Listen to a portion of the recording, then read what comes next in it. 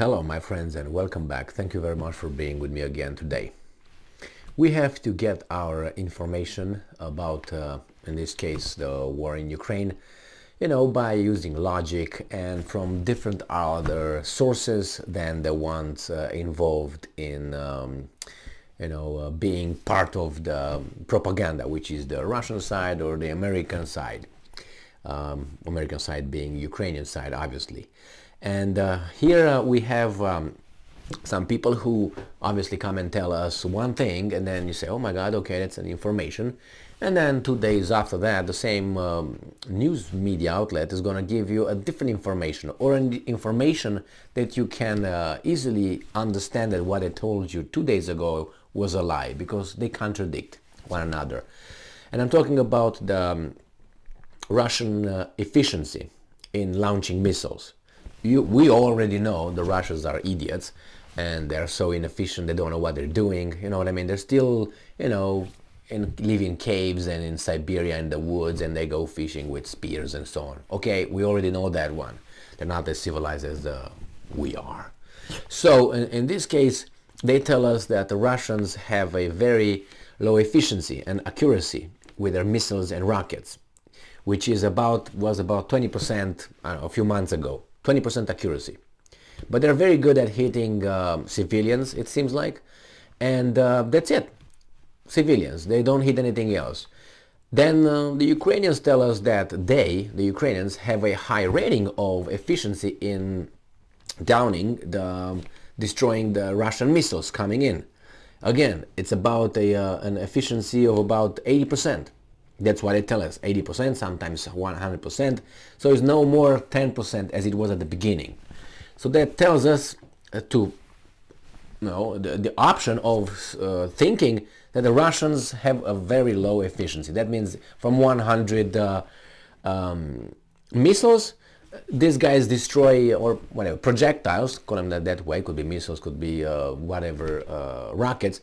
So let's say from 100 missiles, projectiles, the Ukrainians will down 80%, which is 80. That means you got 20 that will go past the defense systems of Ukraine.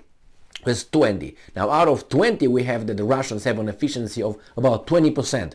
So from that you get another 20%, and only those 20% out of 20 missiles, right, will be about what? 4. So that would be about 4 missiles that actually out of 100 will hit the target, right? We had 80% from 100, right? We remain with 20, and then you got about what? 20% out of 20, right? About 4, right? That's day.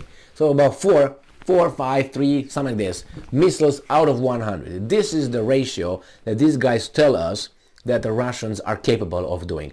But that's the main thing. And now we got the other piece of information that contradicts this one. And that tells us that Russia damages almost all Ukrainian thermal and hydroelectric power plants. How? I mean, did they have only 4 that the Russians blew up with those 4 ones? So again, Russia damages almost all Ukrainian thermal and hydroelectric power plants. How many are there? 10? 20? Let's say 20. If you have 20 and these guys destroy almost everything but 4 in a massive of 100, I said, those 4 doesn't necessarily mean that they all 4 hit 4 different ones. Let's say all 4 hit only 1 out of your 20 that you got. So all 4 just hit 1. So you got 19 untouched, and you got 1 that is damaged by 4 freaking missiles and rockets or whatever you do. So that's very inefficient. So how many years do you need to blow them up? Remember, to launch 100 missiles was considered a massive attack. And that occurred what? On the 10th, when they said, okay, we're gonna up, okay? And because of the Kerch Bridge and, the attack on the infrastructure. So what's going on here? Who's lying? Or maybe I make the wrong calculations, but I'm telling you what I read from Ukrainska Pravda, New Voice of Ukraine, Ukrinform, 3 Russian mainstream media. So let's see what these guys are saying here with This article comes from Ukrainska Pravda from today, November 22nd, 2022. As I already said, Russia damages almost all. How many? Let's say they have 20, they damage almost all, meaning about 19.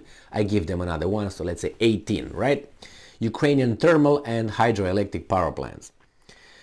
There are almost no large thermal and hydroelectric power plants in Ukraine that would take no damage after Russia's sixth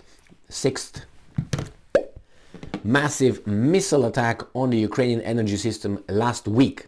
So last week they damaged all these things. So this information comes from Volodymyr Kudrytsky.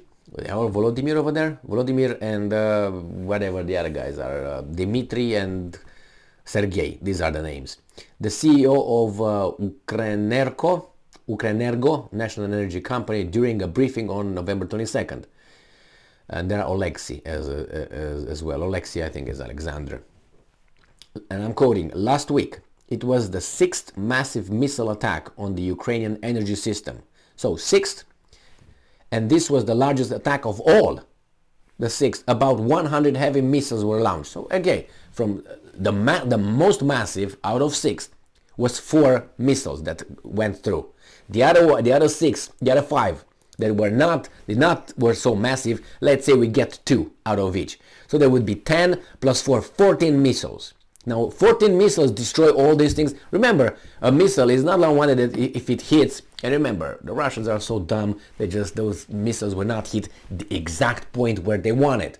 So those 14 missiles are going to just hit the parking lot, the building where the ladies of the night and alcohol is located, the cars, these kind of things.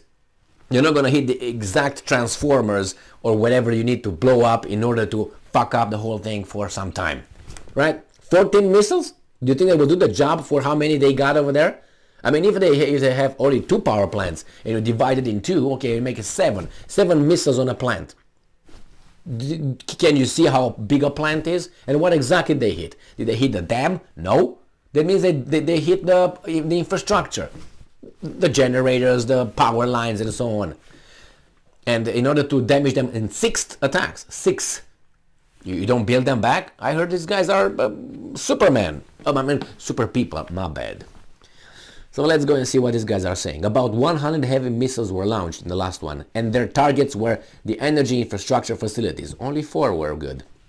Mainly substations belonging to the Ukrenergo as well as Ukrainian power plants. 15 Ukrenergo energy infrastructure facilities were damaged that day. So, so they say that the last one with 100 missiles, that only 4 went through, remember? 4, because of the efficiency 80% minimum, and then the 20% accuracy. So my calculation would be about 4 missiles that escaped, all right? So those destroyed 15 energy infrastructure facilities that day. Well, how? Unless it was like the magic bullet of Kennedy. Pam, pam, pam, boom, boom, bim, bam, bam, bam, and destroyed 20 times 20 facilities. And then they destroyed more than they are. And I don't think they used Kennedy's bullet, did they? After this attack, we have practically no undamaged thermal and hydropower plants left in Ukraine. For you to understand the scale of these attacks and what we have to work with, almost all thermal and hydro generation facilities, if we are talking about large power plants, were hit by missiles. Well, that means Russians are very efficient, it seems like. And you guys are not that efficient, it seems like. So someone's lying, or I make the wrong calculations. But I make my calculations based on the numbers provided by Mr. Weasel here, okay? Also, there are almost no undamaged nodal substations of Ukrenergo. That is where strikes at almost every important substations. There were strikes at almost every important substations, and some substations were hit several times. Wow, this repeat, that's good. That means they are accurate with that. 3, 5, and even 8 times. They didn't launch 8. There were not 8 missiles that fell on them. Remember, there's no more than 14. Calculated by your freaking statements. 3, 5, and even 8 times we have such targets. The scale of destruction is colossal. I don't deny that, but someone is missing the reality here, and that's not here. And why do I say that? I explain. So Kudrytsky emphasized that after each massive missile attack, it takes time to first provide electricity to consumers, then to restore the power grid, and then it takes a few more days for the outage schedules to switch to a planned mode. Last Tuesday, there was a stock of both materials and equipment, so immediately after the all clear was sounded, repair crews began restoring and stabilizing the power system. On Saturday, it became possible to return to scheduled blackouts. However, there is still a bad shortage of electricity in many regions in Ukraine, and in order to maintain balance and prevent the collapse of the power system, blackout schedules are maintained. So that means obviously they schedule when they turn on and off electricity for these poor people. And this is the result of this splendid whatever we have between United States and Russia. I do not subscribe anymore to the Ukraine versus to Russia for some time already, because it's, let's call things as they are.